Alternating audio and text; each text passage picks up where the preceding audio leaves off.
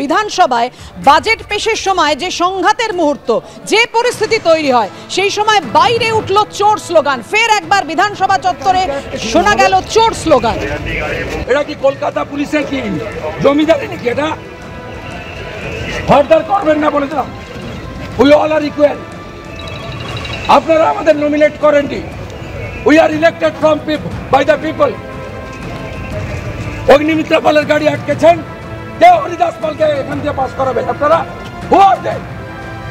বলে দিলাম দ্বিতীয় দিন যেন না হয়।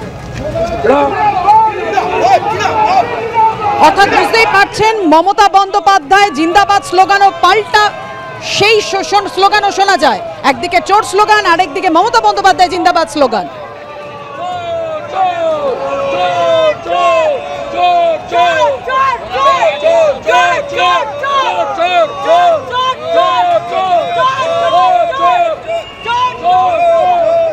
রেডি এমএলএদের গাড়িকে আটকেছিলেন আমাদের।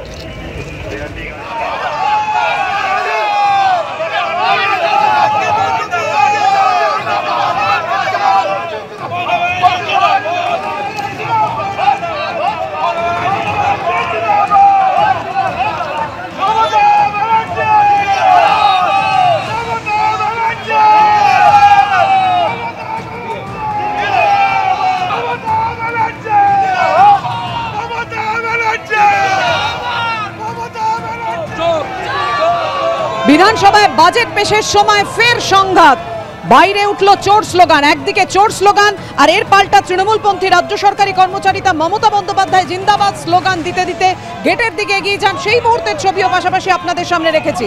মুখ্যমন্ত্রীর কনভয় বিধানসভা থেকে বেরোনোর সময় পুলিশের বিরুদ্ধে অগ্নিমিত্রার গাড়ি আটকানোর অভিযোগ ওঠে বিজেপির বিরুদ্ধে। এরপর বিধানসভা চত্বরেই চোর স্লোগান দিতে থাকেন শুভেন্দু অধিকারী সহ অন্য বিজেপি বিধায়করা।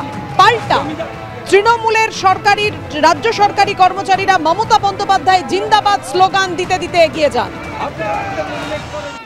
কথা বলবো, আমাদের সঙ্গে রয়েছেন আমাদের প্রতিনিধি উজ্জ্বল মুখোপাধ্যায়।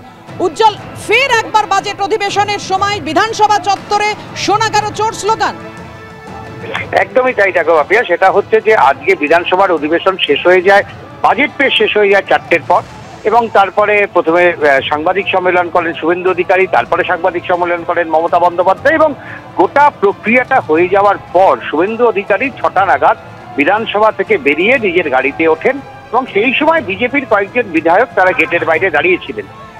ঠিক সেই সময় অগ্নিমিত্রা পাল তিনি এসে শুভেন্দু অধিকারীর কাছে অভিযোগ করেন যে তার গাড়ি ছাড়া হচ্ছে না, তার গাড়ি নিয়ে তাকে বেরোতে দেওয়া হচ্ছে না। শুনেই শুভেন্দু অধিকারী ফের বিধানসভায় ঢোকেন, এবং যেখানে আইপিএস অফিসাররা দাঁড়িয়েছিলেন সেইখানে গিয়ে তিনি চিৎকার করতে থাকেন যে অগ্নিমিত্রা পালের গাড়ি কে আটকেছে, কার নির্দেশনার গাড়ি আটকানো হয়েছে, তিনি একজন বিধায়ক, তার গাড়ি এইভাবে আটকানো যায় কিনা।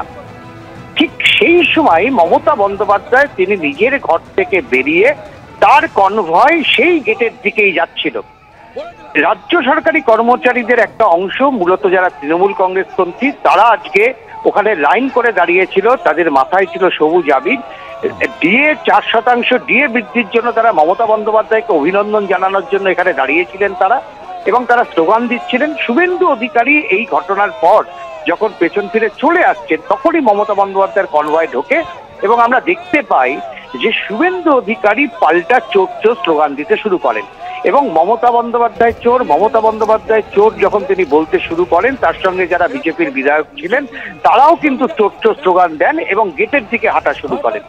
রাজ্য সরকারি কর্মচারী যারা সেখানে ছিলেন তারা প্রথমে মমতা বন্দ্যোপাধ্যায়কে লক্ষ্য করে মমতা বন্দ্যোপাধ্যায় জিন্দাবাদ স্লোগান দেন, এবং তারপরে আমরা দেখি একেবারে উজ্জ্বল, অর্থাৎ বিধানসভার বাইরে একদম স্লোগান পাল্টা স্লোগানের রীতিমতো উত্তপ্ত পরিস্থিতি।